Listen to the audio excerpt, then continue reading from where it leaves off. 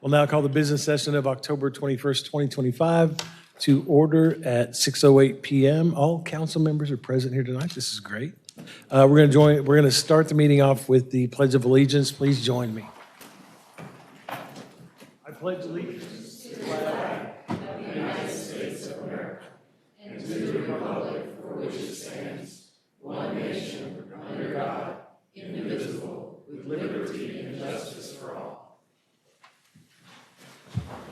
The next item to consider is proclamations, and we have one proclamation, and Josh Border, Councilmember Border and I are going to go down to the podium where we would like to visit with Amy Swanson, President of the Friends of Waco McLennan County Library.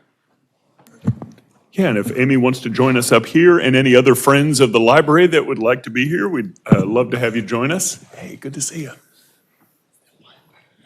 All right. I, Jim Holmes, by virtue of the authority vested in me as mayor of the city of Waco, Texas, do hereby proclaim October 19th through the 25th of 2025 as National Friends of the Libraries Week in the city of Waco, and urge all citizens to join the city council, city staff, and me in recognizing the Friends of the Waco McLennan County Library for their essential contributions to enhancing our local libraries and enriching our community. Join me in welcoming and celebrating them here today.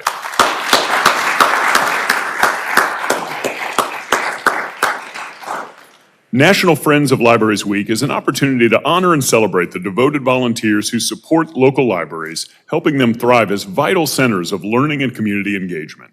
The Friends of the Waco McLennan County Library work to enhance library services by raising funds that provide programs and equipment, supporting children's summer reading programs, and sponsoring special events throughout the year. Their work demonstrates that our local libraries are essential to Waco, offering lifelong learning and access to diverse ideas from all ages and walks of life. As advocates of a strong library, the Friends of the Waco McLennan County Library work to ensure community access is available for a wide variety of services for all ages, including access to print and electronic materials and expert research support. Their gift of time and commitment to the library sets an example for all in how volunteerism leads to positive civic engagements and the betterment of our community. In testimony whereof, witness my hand and the seal of the city of Waco this 21st day of October, 2025. Thank y'all so much.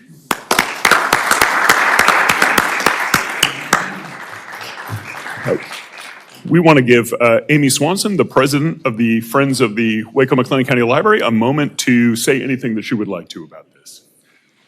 Absolutely. Thank you so much. We just really, truly appreciate it. And we appreciate so much all that the community does as well to help us in improving literacy and in our community. So thank you so much.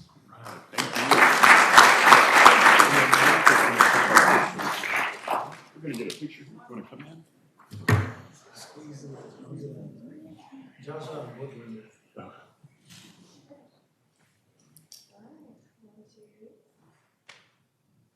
Thanks, Mike. Appreciate it. Thank y'all. Appreciate it.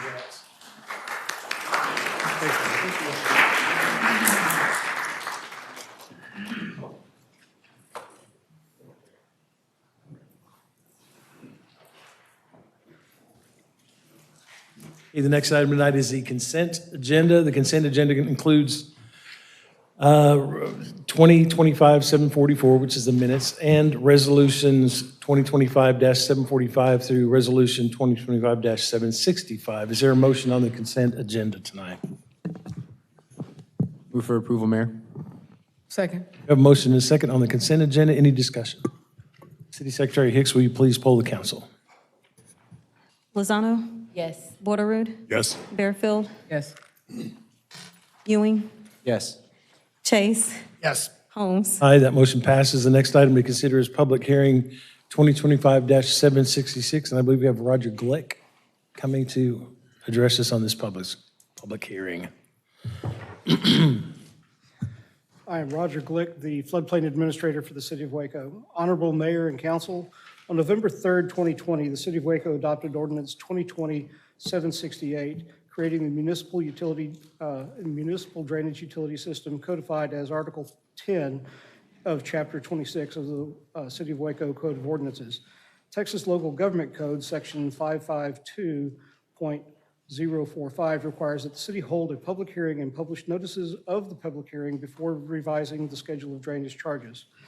This public hearing is to consider a resolution that A, revises the schedule of drainage charges for the municipal drainage utility system in the city of Waco by decreasing the monthly fee per equivalent residential unit by $1 from $6.55 to $5.55, and amends the fiscal year 25-26 operating budget schedule for the Drainage Utility Fund to include the revised schedule of drainage charges, because these charges would take effect January 1st, 2026. Staff has verified that all required notices of this public hearing have been published in accordance with state law and ordinance. Thank you, Roger. Are there any questions for staff? I'll now open a public hearing for comments. Is anyone present who'd like to speak regarding this item? Seeing no one, we'll close the public hearing, and I'll entertain a motion. Mayor, glad to move to reduce this fee. Second. Got a motion and a second on reducing that fee. Any further discussion? City Secretary Hicks, will you please poll the council? Lozano? Yes. Borderoud? Yes. Bearfield? Yes. Ewing? Yes. Chase? Yes. Holmes? Aye, that motion passes. The next item to consider is public hearing 2025-767. Director Peters. Honorable Mayor, members of the council, this is a public hearing to consider an ordinance that will, one, move Section 28-90 Certificate of Occupancy in the City of Waco zoning code from Chapter 28 zoning under Article 2 Administration, Division 4 Building Official to Chapter 6 Buildings and Building Regulations, and two, add new guidelines for issuing a certificate of occupancy. Planning Commission did recommend approval of the ordinance as proposed by a vote of 9-0. Thank you, Clint. Are there any questions for staff on this one? There are no questions, so I'm going to open a public hearing for comments. And I do have one card. Mr. Herring, you wanted to talk on this one, right? 767, the certificate of occupancy. As you get to the podium, just state your name and address for the record, Mr. Herring. My name is Ephraim Herring. I live at 1046 Chestnut and 1044 Chestnut. The question I had is, and it's simple here. Y'all only reported that section here that you're changing to, but I'm looking at Section 2. Section 2 of the change. Section 2 states that the violation of this ordinance should be a Class C misdemeanor, which means that now you got a criminal record, even though it's a Class C misdemeanor. Also, too, the fine is from $1 to $2,000, but the maximum fine that you can have on a Class C misdemeanor is $500. So that's not clear or stated in your documentation here. Also in your documentation, it does not clarify who will receive the citation. Because 90% of the people that get their house built or worked on is done by a contractor. And 90% of them don't understand or know what a certificate of occupancy is. There's people here right now I'm talking to now that don't understand what certificate of occupancy is. So there's no documentation in here that would be directly saying who's responsible for that certificate of occupancy. And there's nothing in documentation here stating that the city will deliver a certificate of occupancy to the owner, so the owner would know he's got proper documentation. Thank you for your time. God bless you. Thank you, Mr. Herring. Clint or City Attorney Perdon, can we respond to Ephraim or Mr. Herring on parts of what he's asking about? Or No. we do not have any You discussion. can bring Clint back up. Okay, Clint, yeah.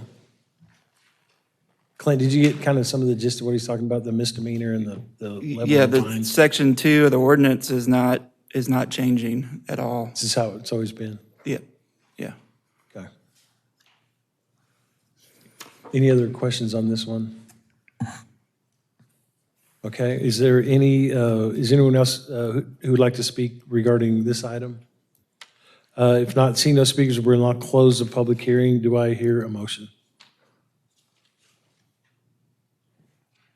May I move for approval? Second. Have a motion and a second. Any discussion? There being none, City Secretary Hicks, will you please poll the council? Lozano? Yes. Porterrood, Yes. Bearfield, Yes. Ewing, Yes. Chase, Yes. Holmes. Aye, that motion passes. Next item to consider is Public Hearing 2025-768. Director Peters.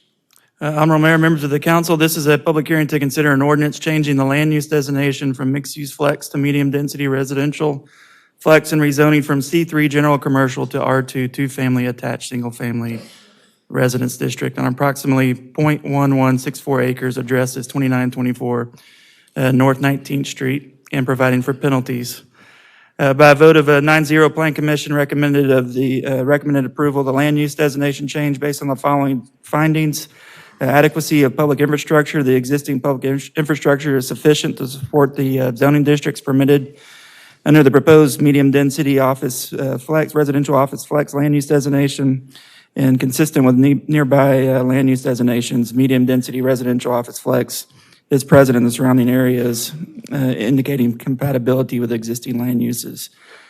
Plan Commission also recommended approval of the zone change based on the following findings. Comprehensive plan alignment, the proposed zoning aligns with the land use component of the comprehensive plan as revised. Compliance with dimensional requirements, the proposed zoning brings the property into conformance with the zoning ordinance regarding lot size requirements. Supported by existing infrastructure, the existing public infrastructure is adequate to provide, to accommodate the uses permitted in R2 zoning and compatibility with the surrounding zoning and development patterns. R2 zoning is the dominant residential zoning in the area. And then finally, support for strategic housing goals. The proposed rezoning supports the goals of the Waco Strategic Housing Plan by increasing the supply of residentially zoned properties, thus enhancing opportunities for new housing development.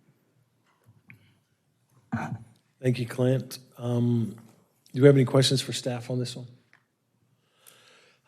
There are no questions for staff, so I'm going to open a public hearing for comments. Is there anyone present who'd like to speak regarding this item? Since we have no speakers, I will close the public hearing and entertain a motion. Move for approval. Second. A motion and a second. Any discussion? Just, calling out that it's seemingly reconforming itself to the majority of the surrounding zoning there. So glad we're able to get this done. Agreed. City Secretary Hicks, will you please poll the council? Lozano, Yes. Porterrood, Yes. Bearfield, Yes. Ewing, Yes. Chase, Yes. Holmes. Aye, that motion passes. The next item to consider is public hearing 2025-769. Director Peters. Honorable Mayor, members of the council, this is a public hearing to consider an ordinance concerning land use and zoning for property located at 10022 Parker Springs Drive. One, changing the land use designation from medium-density residential office flex to mixed-use flex, and to rezone from R3B multiple family district to and R3E multiple family district to C2 community commercial district on approximately 10.12 acres along China Spring Road and Parker Springs Drive. And two, rezoning approximately 18.125 acres along Salem Way and Parker Springs Drive from R1B Single Family Residential District, R3B Multifamily Residential District, and R3E Multifamily Residential District to R3C Multifamily Residential District, and providing for penalties. By a vote of 9-0, Plan Commission recommended approval of the land use change based on the following findings. Adequacy with public infrastructure. The existing public infrastructure is sufficient to support the zoning districts permitted under the proposed mixed-use flex land use designation. And consistent with nearby land use designations, mixed-use flex land use is present in the surrounding area, indicating compatibility with the existing land use uses. Plan Commission also recommend approval of the zoning request based on the following findings. Comprehensive plan alignment, but the proposed zoning request aligns with the land use component of the comprehensive plan. As revised, compliance with dimensional requirements of property meets all the area and width requirements for C2 and R3C zoning districts as proposed. Supported by existing infrastructure, the existing public infrastructure is adequate to accommodate the uses permitted in C2 and R3C zoning. And then finally, compatibility with the surrounding zoning and development patterns. The density and building height permitted in the existing R3E zoning, which is 40 units an acre and unlimited height, is not compatible with the existing area uses and zoning. The proposed C2 and R3C zoning, which is 25 units max, an acre and 35 maximum height, enables a mix of compatible commercial and residential uses respectively, And the proposed C2 zoning along China Spring Highway allows the commercial development along the corridor with a buffer from the existing residential neighborhood. Thank you, Clint. Does any council members have any questions for Director Peters on this one? Pretty straightforward. I will now open a public hearing for comments. We do have one card. Alexandra Gilman. Ms. Gilman. Is Alexandra Gilman here? We do not have an Alexandra Gilman. Okay, I'm going to pass on that one then. Is there anybody else here that who would like to speak regarding this item? Okay, step forward. Please state your name and address for the record. You have 3 minutes. Hi, my name is Jonathan Cannon. I'm a civil engineer with Walker Partners representing the owner. Address is 823 Washington Avenue. I'll be glad to answer any questions you may have tonight. Anybody have any questions? All right, I think we're good. Okay, thank you. I'll give one more call out for Ms. Gilman. Didn't make it. I Okay, do want to note that there were 2 comments returned in the packet for this. That I think were, yeah, 2 in opposition in the packet. all right. Anyone else who'd like to speak regarding this item? Hearing no one, we will now close the public hearing. Do I hear a motion? Move for approval. A motion and a second. Any discussion? No discussion? City Secretary Hicks, will you please poll the council? Lozano? Porterwood? Yes. Fairfield? Ewing? Yes. Chase? Yes. Holmes? Aye, that motion passes. The next item to consider is public hearing 2025-770. Director Peters. Honorable Mayor, members of the council, this is a public hearing to consider an ordinance designating the Marjorie and Philip Sanger House located at 3600 MacArthur Drive as a historic landmark and providing for penalties. We did receive a request from the applicant to continue this hearing to the December 16th city council meeting. Staff does recommend that continuance. Okay, any questions for Clint on this one? There's a continuance request. No questions. I still have to open the public hearing. Is there anyone present who'd like to speak on this item? And Mayor, you will open the public hearing for the continuance only. Okay, I'm opening the public hearing for the continuance only. Anyone present who'd like to speak on this item? No one. I will now close the public hearing for continuance only. No, we need to leave it open, Mayor, please. We leave it open for the next meeting. Not going to close it. It stays open. Feel free to swing by the Bosque Theater anytime in the next 2 weeks. That's right. I got to reread Robert's Rules of Order. I'll stay up tonight and read that. Okay, so is there a motion to continue this public? Well, before we do that, Clint, where'd you go? Was there a request on how long they wanted to continue it? December 16th. Just to confirm. Yes, sir, December 16th. Okay. Yep. Okay, is there a motion to continue the public hearing? Move for continuance? Second. Motion and a second to continue that to December 16th. Any further discussion? City Secretary Hicks, please poll the council. Lozano? Porterwood? Yes. Fairfield? Yes. Ewing? Yes. Chase? Yes. Holmes? Aye, that motion passes. The next item to consider is the individual consideration items, and the first item is ordinance 2025-771, Deputy City Attorney Perdon.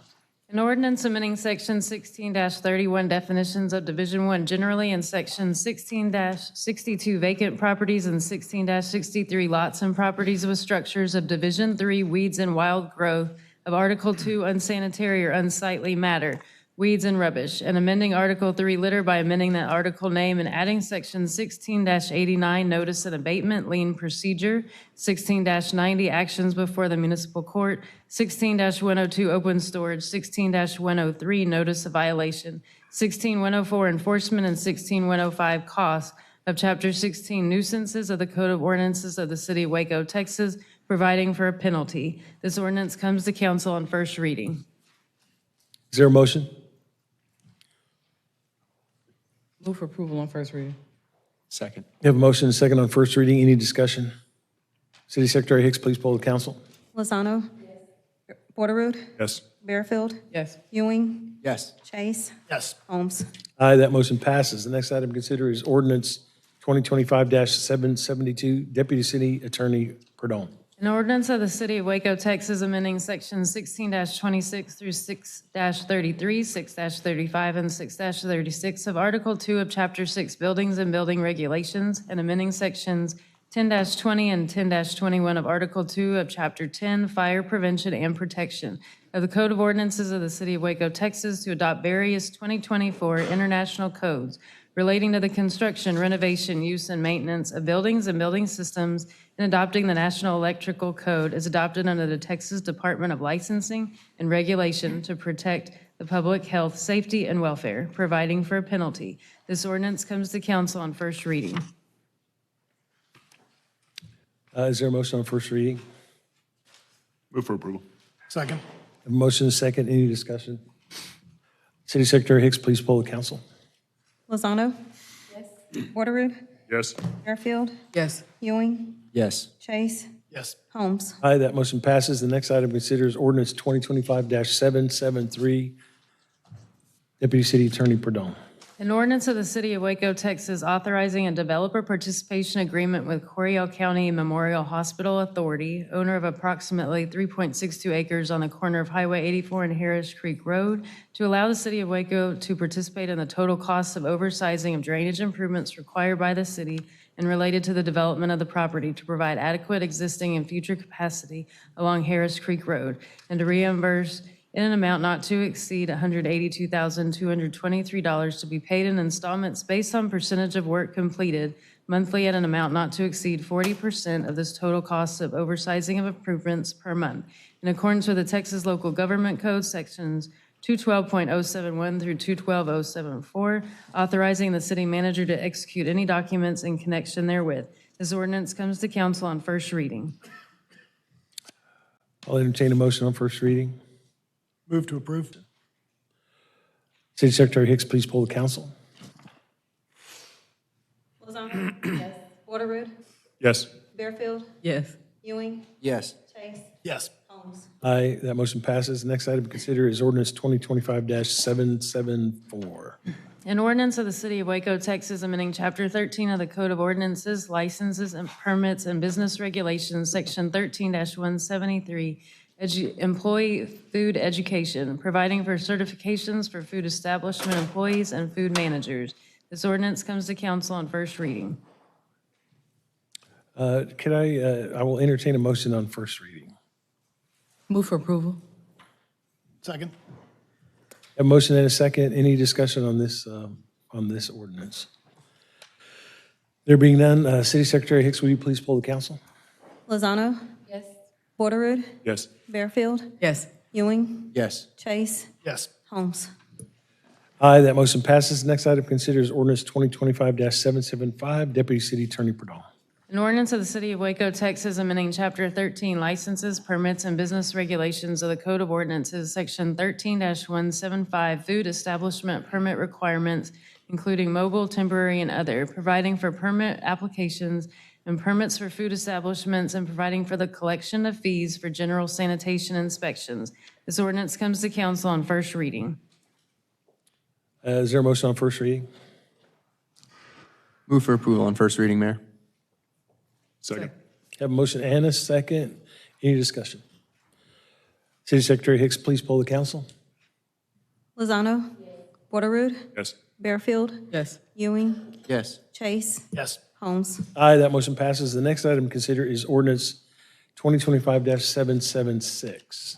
An ordinance amending sections 13-403 through 13-405 and 13-418 of Division 2 Open Air Vending of Article 9 Prohibited Activities and Outdoor Vending of Chapter 13 Licenses, Permits, and Business Regulations of the Code of Ordinances of the City of Waco, Texas, to specify additional prohibitions, providing for a penalty. This ordinance was approved by a 6-0 council vote on first reading on October 7, 2025. I'll entertain a motion on second reading. Move for approval? Second. Have a motion and a second. Any discussion? City Secretary Hicks, please poll the council. Lozano. Yes. Waterroot. Yes. Fairfield. Yes. Ewing. Yes. Chase. Yes. Holmes. Aye, that motion passes. Next item to consider is ordinance 2025-777. Deputy City Attorney Perdon.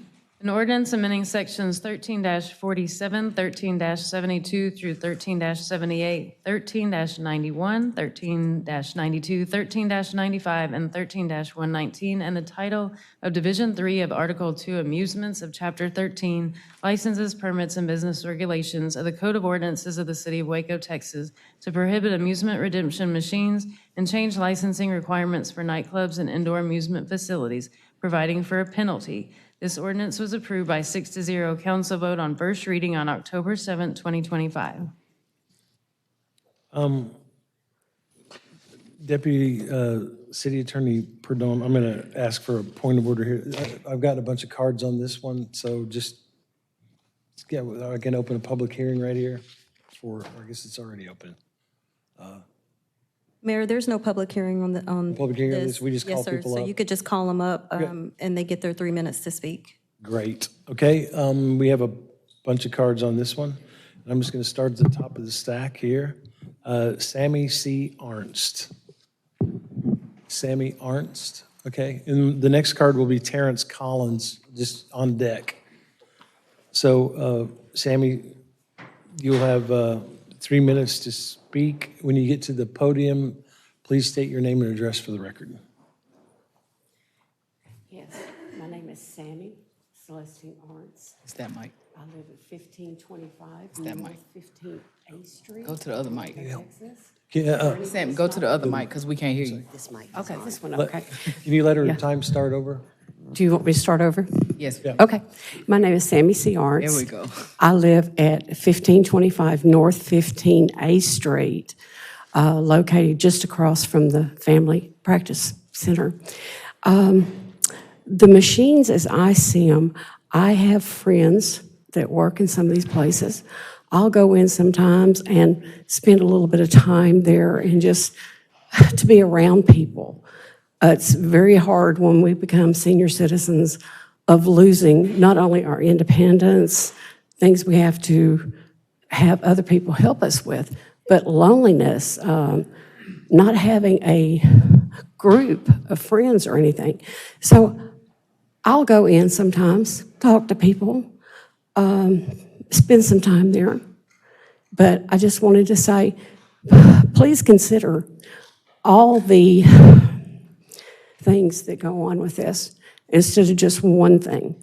I see, as a senior citizen, a very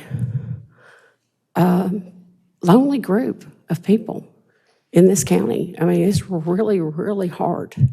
So I was just asking, please consider all the options. Thank you. Thank you, Ms. Arnst. The next card is from Terrence Collins.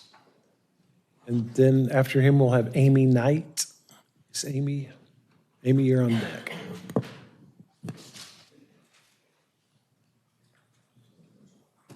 Mr. Collins, when you get to the podium, please state your name and address for the record. You'll have 3 minutes to address council. Okay, my name is Terrence Collins. I live at 2119 Curtis Drive, close to Lake Waco.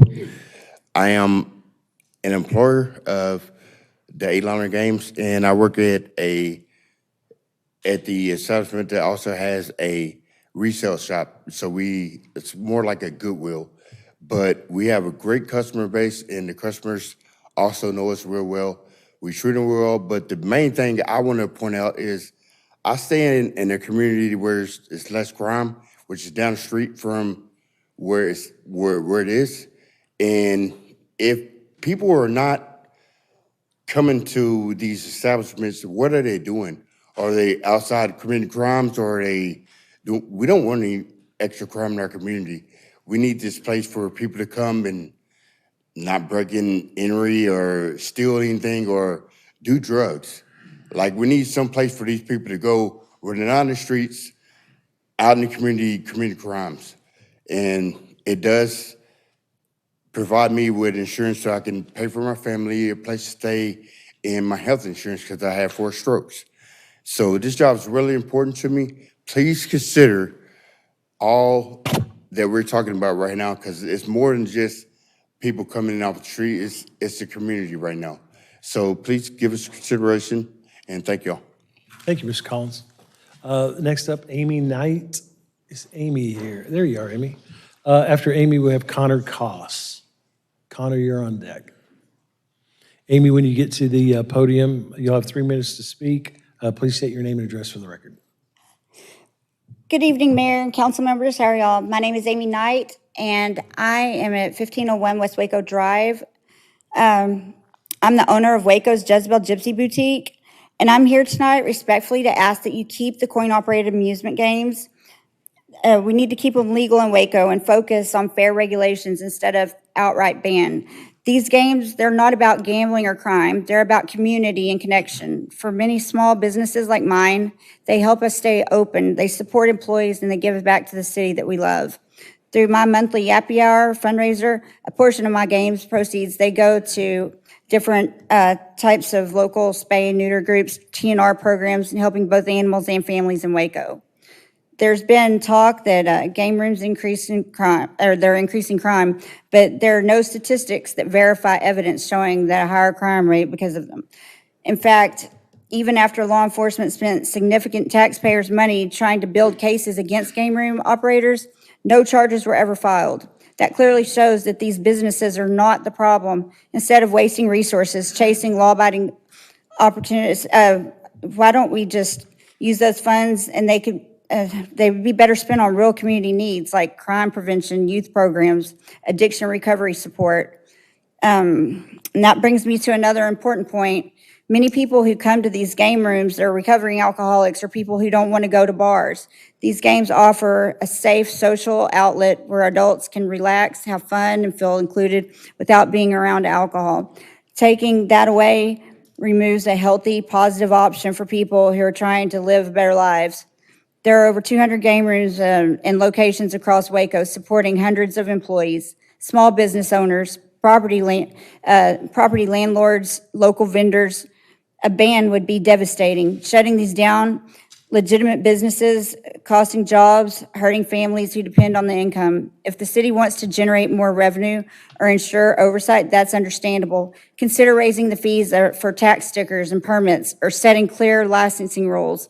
That's a fair way to regulate and benefit the city without destroying an entire local industry that's doing things the right way. Banning these games won't stop crimes, but it will hurt hardworking, law-abiding citizens who contribute to Waco's economy and community every day. Please, let's choose regulations and partnership over punishment. Thank you for your time and your service and for listening to the small business owners who care deeply about Waco and want to keep building it up, not tearing it down. Thank you, Ms. Knight. Appreciate it. Next up is Connor Koss. Connor, here you are, Connor. Next up is Elliot Martin. Connor, when you get to the podium, you have 3 minutes to address council. Please state your name and address for the record. Connor Koss, 1301 Golson Road. I own CNS Construction. My question is, I know you can't answer right now, but what is the definition with skill games?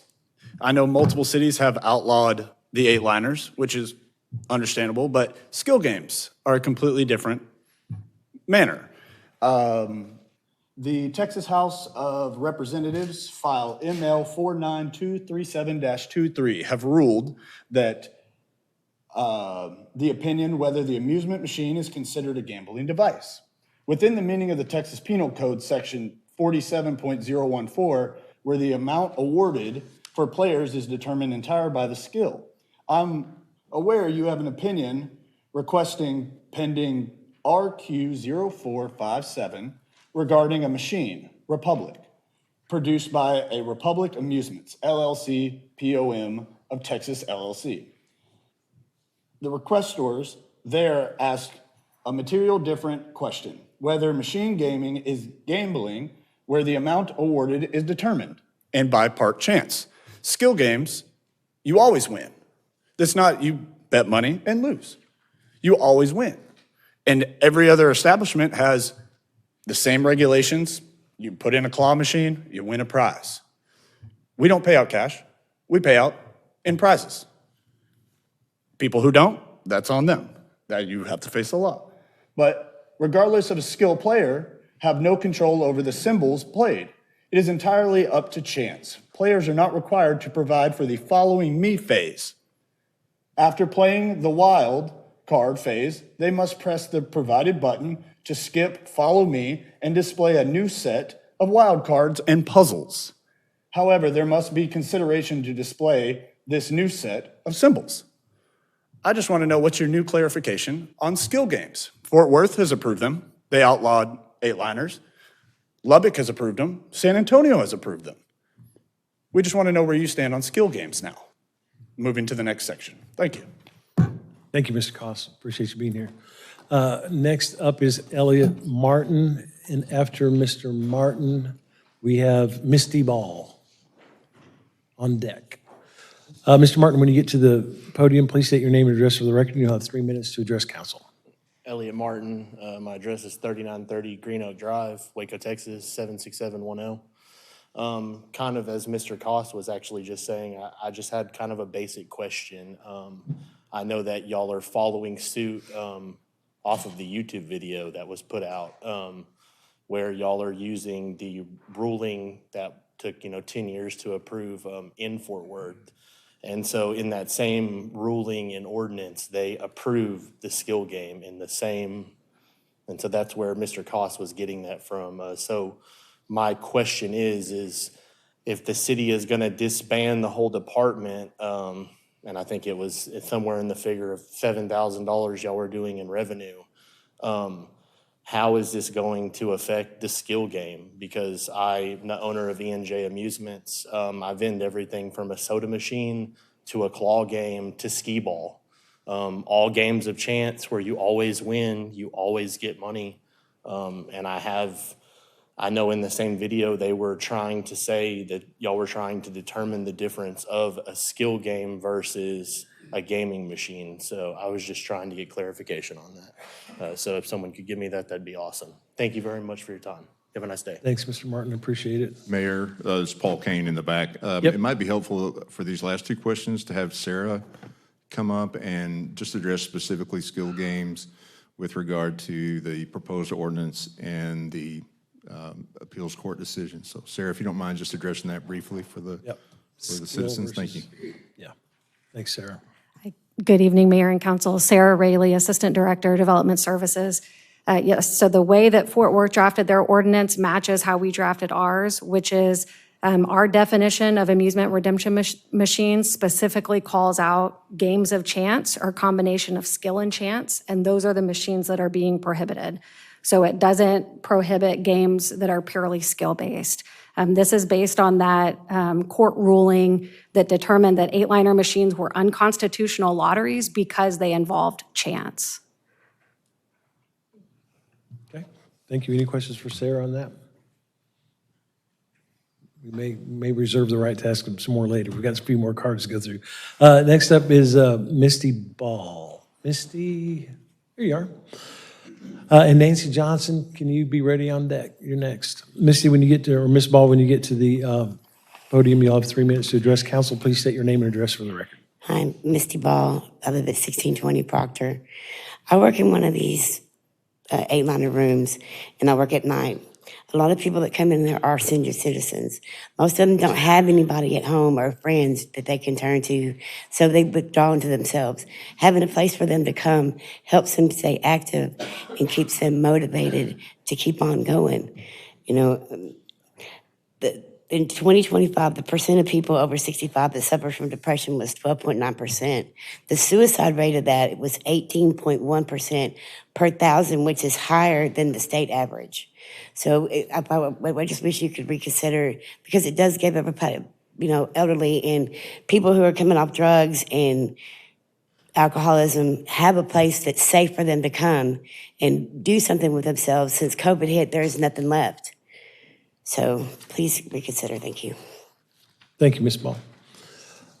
Next up is Nancy Johnson. Ms. Johnson, Robin Wells, you're on deck. Robin Wells. Ms. Johnson, as you approach the podium, please state your name and address for the record, and you'll have 3 minutes. Nancy Johnson, 401 Catalina, Waco, Texas. Good evening. My name is Nancy Johnson. I'm the owner of the Musical Chair and Smokehouse. Photos of my businesses are included with your handout.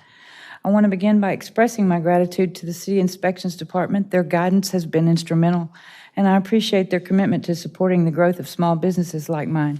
They made it clear that games and amusements should serve as a supplement to a business, not the core, and we have respected that approach. We operate a beautiful storefront that welcomes families, Baylor students, and instructors alike. This semester, we donated a piano to a music major and continue to provide affordable furniture for students and families who are just starting out.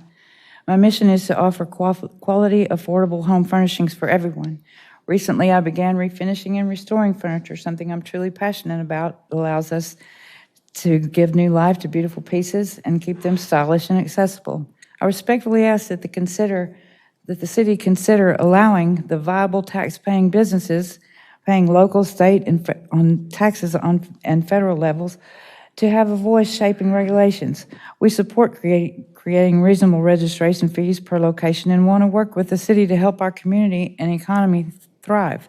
We have lease agreements and financial obligations in place, and a sudden change, especially with only 2 months' notice, could have devastating impacts on my business and livelihood.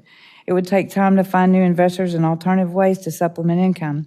Thanks to the City of Waco's support and guidance, I've been able to build and grow this business. Today, I'm simply asking for the same support and consideration moving forward. Thank you for your time. I just think that 2 months is pretty abrupt. I've looked into other ways, investors, grants, whatever, for women over 55 for my furniture store, and it would take several months, even up to a year, for me to revamp this. I think that, maybe consider giving some more time, if nothing else. Thank you. Thank you, Ms. Johnson, and thank you for the handout also. Next up is Robin Wells. After Robin, we have Brett Browning on deck. Brett. Ms. Wells, you have 3 minutes to address council. When you get to the podium, please state your name and address for the record. Okay, my name is Robin Wells. My address is 1525 North 15th A Street. A ban on the 8-liner machines will cause me to lose my job.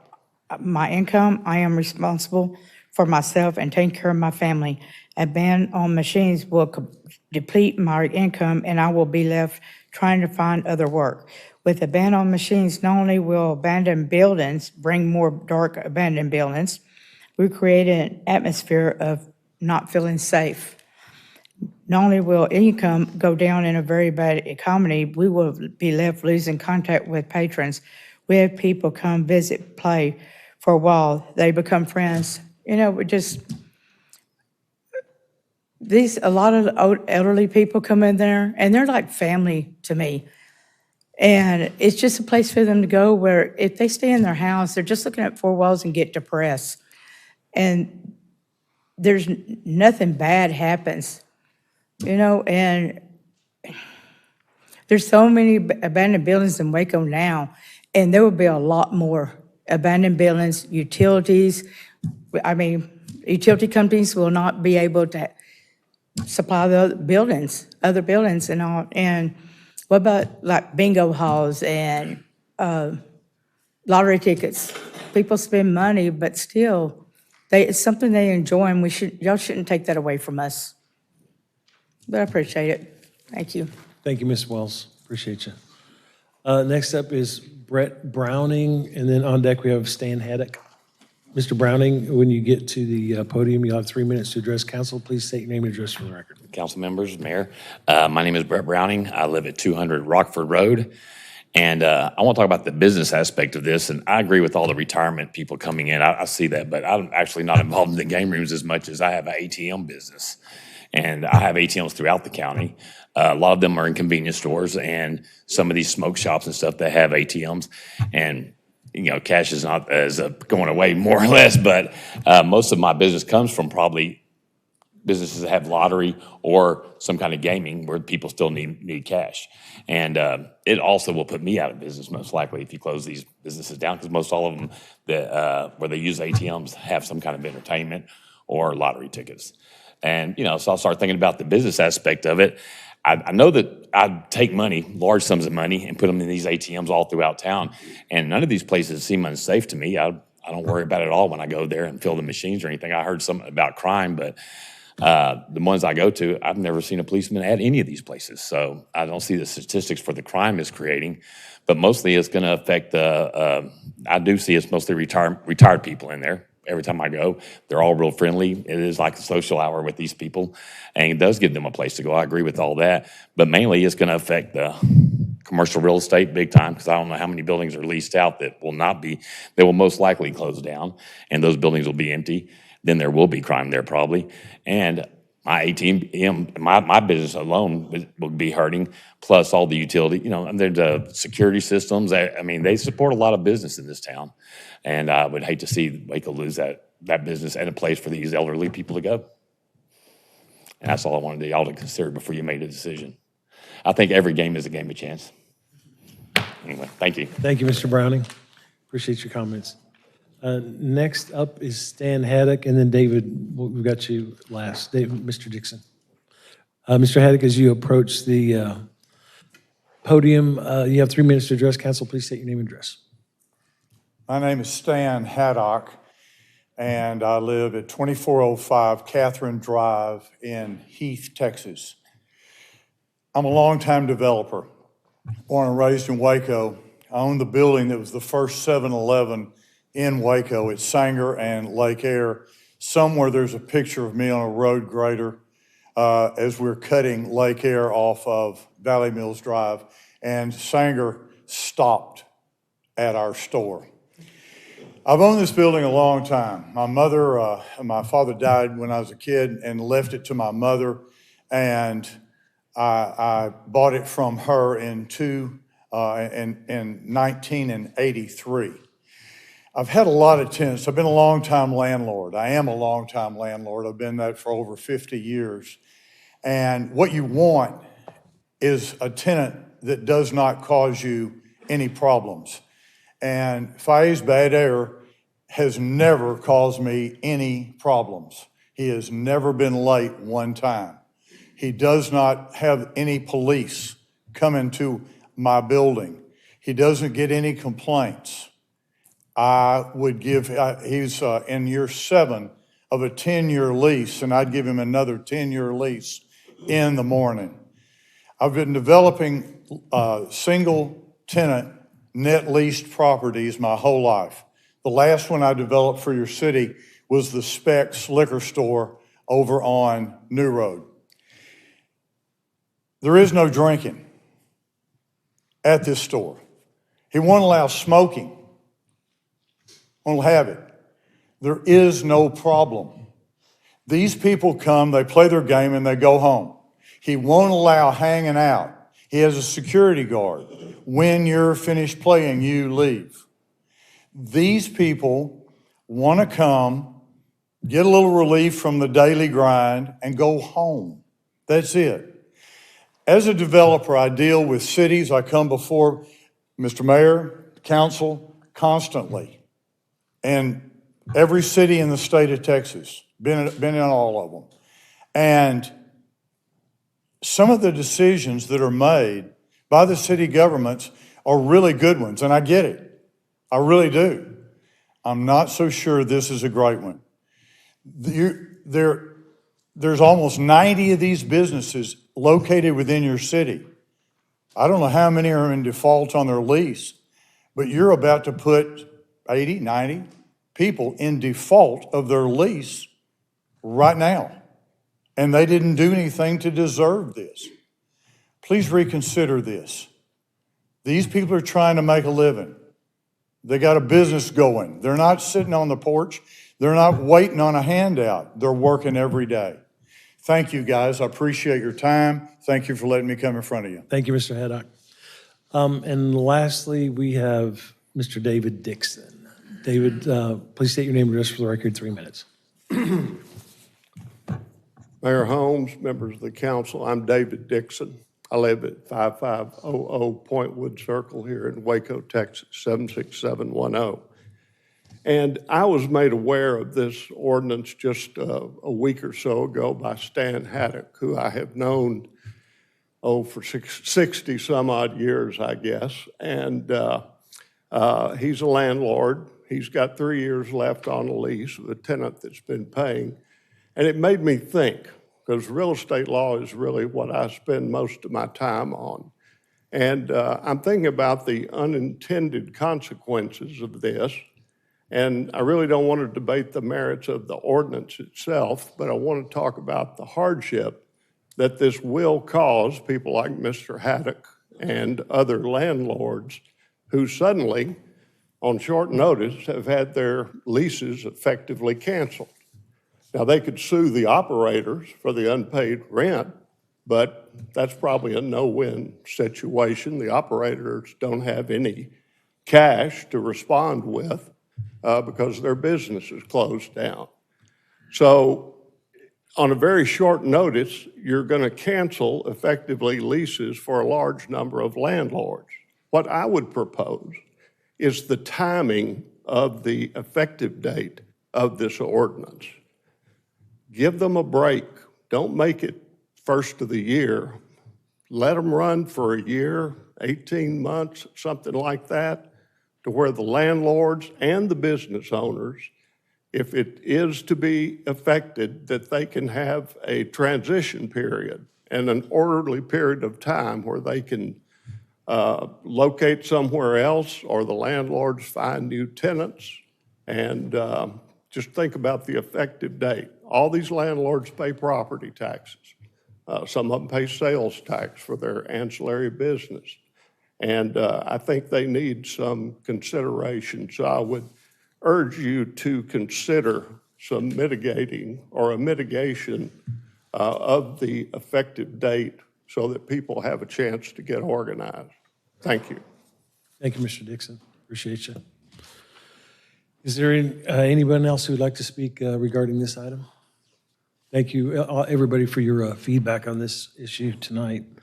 With all that, I will entertain a motion.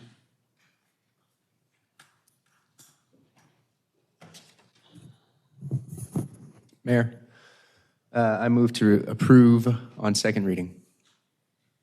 Second. We have a motion and a second on second reading. Any discussion? I do have a question. And I don't know who can answer this, whosoever will. Where the game rooms, where the gaming devices are or whatever, are there, are the businesses just that? Or are those the 8-liners or the gaming machines in already established businesses? Because from what I see, it's already in a business. So I'm not, some of the comments, we're talking about unemployment and the law, and I'm like, but isn't it like in a convenience store? Or in the case of the woman who spoke, it's in your furniture store. I mean, so aren't they in another business and we don't have like independent standalone gaming facilities? I'm going to answer that for you. Sarah Rayleigh, Assistant Director, Development Services. So the way that the zoning works right now for the city of Waco is that there are specific districts where indoor amusement facilities are allowed to be located. Yes. Those are more the main event or Yeah. the Chuck E. Cheese. Sure. The game rooms or the 8-liner machines are allowed to be a secondary use in other locations. So that's what you're referring to, is Correct. that it's a convenience store, then there's an 8-liner. They can have, under the county, they can have up to 5 8-liner machines before they have to get a permit for a game room. Okay. And so that's why the majority of the businesses that operate 8-liner machines do it as a secondary use. So there should be a primary use for that business. And we don't have just permitted game rooms. I don't believe that there might be a handful in the county. We have a few I mean, indoor. in the city of Waco. Not indoor amusement facility. I'm not talking about your Chuck E. Cheese's or whatever. Yeah, we don't have any licenses for game rooms in the city of Waco. Okay. Thank you. And Ms. Riley, also, we're dealing with the City of Fort Worth versus Riley that has found electronic gaming machines unconstitutional, correct? Yes. That's So- really what's kind of bringing this up. So I would suggest that, there has been some request to extend the date out. And I think the danger there is that then the city would be allowing machines to operate that the courts have determined to be unconstitutional gaming or lotteries, unconstitutional gambling devices. So what you're saying, you're just reiterating the fact that we are just getting in line with what the state legislation, isn't that right? With the judicial ruling, Judicial yes. court ruling, sorry. That has already been done. Yes. Any other questions or comments, any discussion? Mayor, I'll say that I do sincerely appreciate the people that came out this evening to voice their concerns with this ordinance. I feel very confident and very strongly, based on the evidence that we've been presented, to the contrary of the majority, or if not all of the folks that came out to speak this evening, in support of moving forward with this ordinance. I think that, even with, the examples given of game rooms that are run really well, they are still operating outside of the law. And an extension will essentially just be giving them, as Ms. Riley said, extension will just be giving them more time to operate an illegal gambling operation. So I feel great about moving forward with this ordinance. Any other discussion? Great dialogue. Appreciate everybody being here, weighing in on this. You've cast some new light on the issue. City Secretary Hicks, please pull the council. Lozano. Yes. Wateroo. Yes. Bearfield. Yes. Ewing. Yes. Chase. Yes. Holmes. Aye, that motion passes. The next item considered is ordinance 2025-778. Deputy City Attorney Perdon. An ordinance of the City of Waco, Texas, abandoning a 10-foot wide electric line easement on property described as Lot 1, Block 1, Marvelwood Addition, as shown on the plat recorded under Volume 554, page 280 of the Official Public Records of McLennan County, Texas, located between South 23rd Street and South 25th Street, known as 2500 Mary Avenue, adopting findings and conditions from the Waco Plan Commission for the abandonment, finding no duty to maintain, authorizing the city manager to execute quitclaim deeds. This ordinance was approved by 6-0 council vote on first reading on October 7, 2025. I will entertain a motion on second reading. Move for approval on second reading. Have a motion and a second. Any discussion on this ordinance? City Secretary Hicks, will you please poll the council? Lozano. Yes. Wateroo. Yes. Bearfield. Yes. Ewing. Yes. Chase. Yes. Holmes. Aye, that motion passes. The next item to consider is the hearing of visitors. During the hearing of visitors section of the agenda, we provide an opportunity for the public to present concerns or address issues that are not matters for consideration listed on the agenda. The council is unable to conduct a discussion, but we'll listen. We'll ask staff to look into concerns and provide follow-up. Please provide registration information so that staff can contact you if necessary. If you have handouts, please let us know at the beginning of your presentation. Staff will distribute those to the council. If you're unable to approach the podium due to physical limitations, a microphone is available to be brought to you. We do have some cards here tonight, and I will just read the rest of the caveats here. When called to the podium, please state your name and address for the record. Each speaker must limit comments to 3 minutes. You're speaking on behalf of a group of 10 or more individuals present. Please have those persons stand at the beginning of your comments. You'll be given 10 minutes to address the council. Please note that if you stand in support of a person getting 10 minutes, you are forfeiting your right to speak on that item. For any person addressing the council through the use of a translator, the speaking time will be doubled to accommodate the translation services. While public discourse is very important to the council, we have to maintain order in the meeting so that all persons may be heard and city business may be conducted.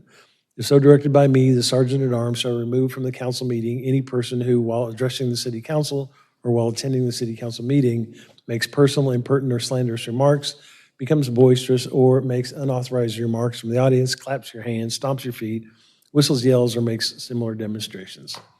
With that, I'll start going through the cards here. We just got 3 or 4.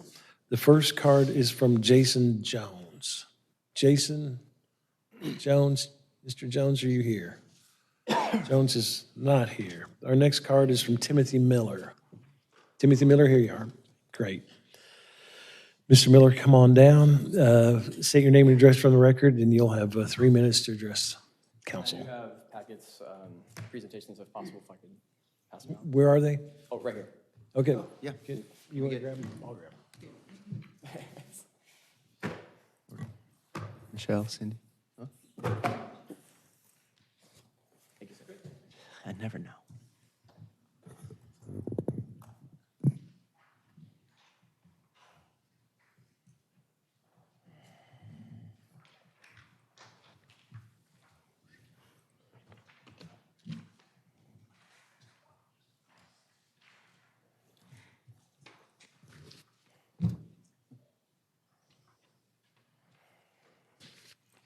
Okay. Are you ready? Oh, sorry. Hello, City Council members. My name is Timothy Miller at 1106 Hooks Street in Waco, Texas, 76705. Thank you all for letting me speak with you today. At the beginning of this meeting, every council member swore allegiance to the American flag under God. In the Declaration of Independence, we hold these truths to be self-evident, that all men are created equal, that they are endowed by their Creator. More than half of the original states that formed this country required in their state constitution the profession in Christ as Lord and Savior. That means being a Bible-believing Christian, and nearly all the founding fathers were as well. The Declaration of Independence also states, appealing to the supreme judge of the world, referring to Jesus Christ. Yahweh is our everlasting creator. We all have committed immoral acts of murder, adultery, and idolatry, either in our hearts or in expression towards one another. The just punishment of rebels against our everlasting creator is everlasting hellfire. But the good news is the incarnate God-man, Jesus Christ, bore the sins of those who put their faith or trust in him. He himself took the deserving punishment of his people upon himself, and they are made righteous forever, and everlasting life is their free gift. Christ did not come to abolish the law, but to fulfill it. We are to uphold the moral law. You shall not murder. Christ gave grave warnings to those who forsook the least among us in society, the widows, the orphans, and the fatherless. The Texas Heartbeat Act, Senate Bill 8 in 2021, regulates murder, but it does not outlaw murder entirely. Before you are a few companies who you permit to conduct business in the city who instruct others how to murder. The parallel would be if these companies who you permit to conduct business in the city instruct others on how to human traffic. There is murder of the least of us in this city. Every moment they are still in the city, from this point forward, is because of you. You would never allow a company to exist in this city who informs people how to human traffic. God has destroyed cities and nations when they sought out their own prosperity and comfort rather than the fear of the Lord. Fear of the Lord, Jesus Christ, is the beginning of knowledge. As light has been revealed to you, you are now under obligation to repent of your ways, turn back to Christ, and remove evil from this land. All this, according to the supreme judge of the world, you swore allegiance to.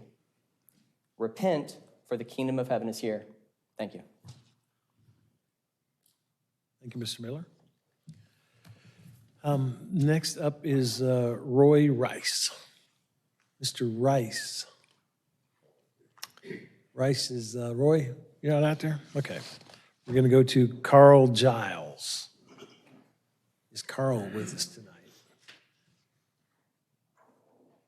Is that Mr. Giles? There we go. Mr. Giles, thank you for being here tonight. When you get to the podium, you have 3 minutes. Please state your name and address for the record. My name is Carl Giles. I live at 1024 Turner Street, Waco, Texas, 76704. I was here last month. I had some concerns with the City of Waco Water Department, mainly the fees for street service and the tag service. I don't know if Ms. Blackman is here, but she responded to my concerns in a timely manner concerning the street sweep. I had some concerns. I was paying for services that was not rendered. But since that's been rectified, the street is being swept. My second concern was the tag system. The City of Waco has a program whereby blue bill, red bill, then tag. On top of your bill, 2 months bill, there's a $25 tag fee. I've been a victim of this system myself, I don't know, 4 or 5 times.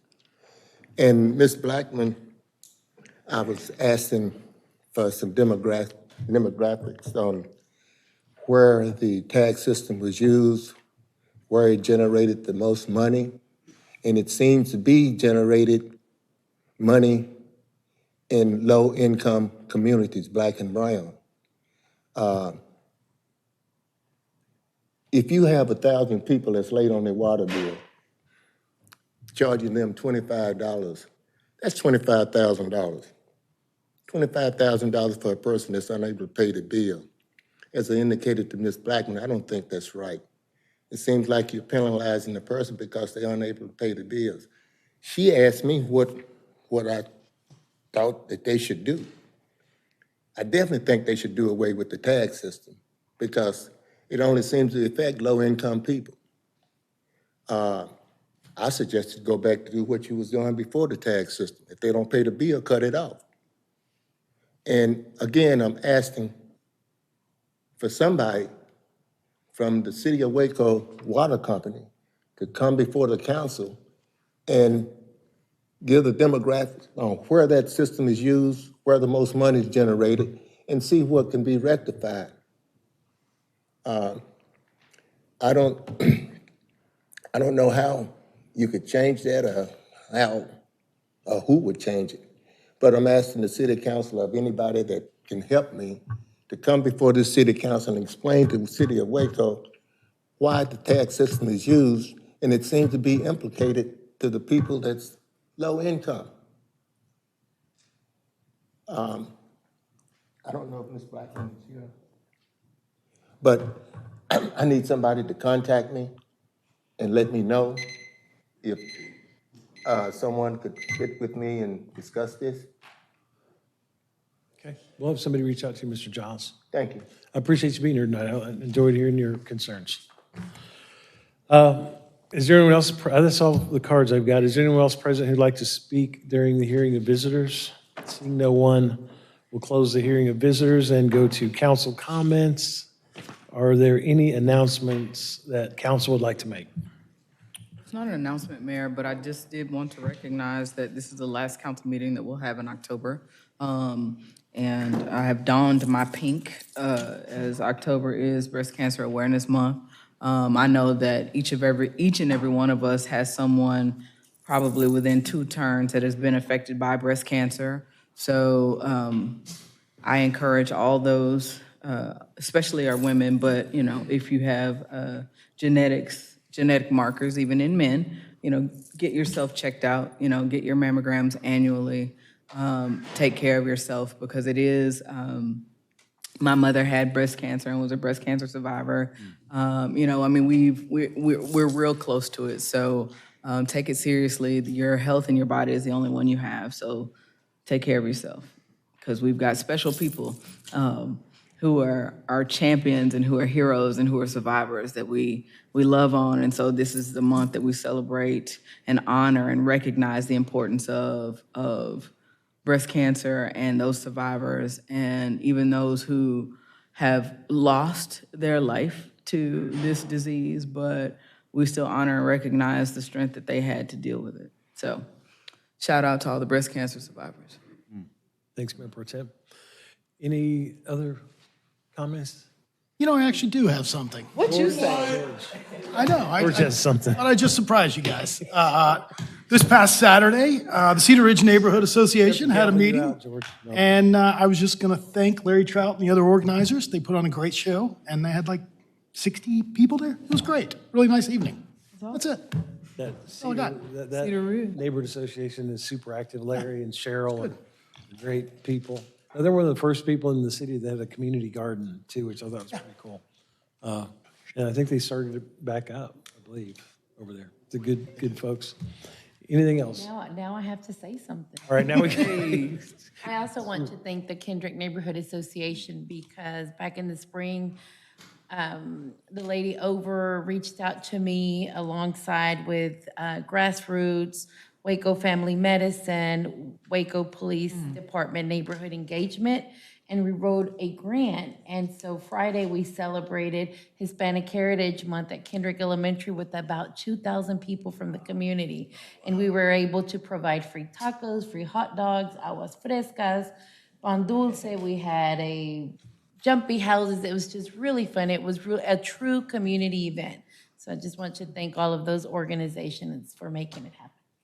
Mayor, I got to give a big shout out to Councilmember Lozano, who in her capacity as Principal Lozano has been one of just the foundational members of that neighborhood association. I remember that used to be more in District 3 before we redistricted, and it was one of the first neighborhood associations I went to outside of my own, and she facilitated so much of that and was just always such a great leader and presence in that neighborhood. So I don't doubt that was an awesome festivity that y'all had. Mayor, if you don't mind, I can close us out on a library poem. Please do. In the spirit of National Friends of Libraries Week, and because we all seem to be feeling the spirit, I'll read Joyce Stufen's Bookmobile. I spend part of my childhood waiting for the Stearns County Bookmobile. When it comes to town, it makes a U-turn in front of the grade school and glides into its place under the elms. It's a natural wonder of late afternoon. I try to imagine Dante, William Faulkner, and Emily Dickinson traveling down a double-lane highway together, country western on the radio. Even when it arrives, I have to wait. The librarian is busy, getting out the inky pad and the line cards. I pace back and forth in the line, hungry for the fresh bread of the page, because I need something that will tell me what I am. I want to catch a book, clear as a one-way ticket to Paris, to London, to anywhere. God bless. Wow. Powerful. Very good, Josh. Did that rhyme? You know, it didn't have any rhyme. I don't think it did. Okay. All right. Last thing I want to mention also, early voting has begun this week, so everybody get out there and vote. A lot of Constitutional amendments. A lot of amendments on the ballot there. Get out there and vote. I think that's it. Any requests for future agenda items, guys? There being no further business, this meeting is adjourned at 7:19 p.m.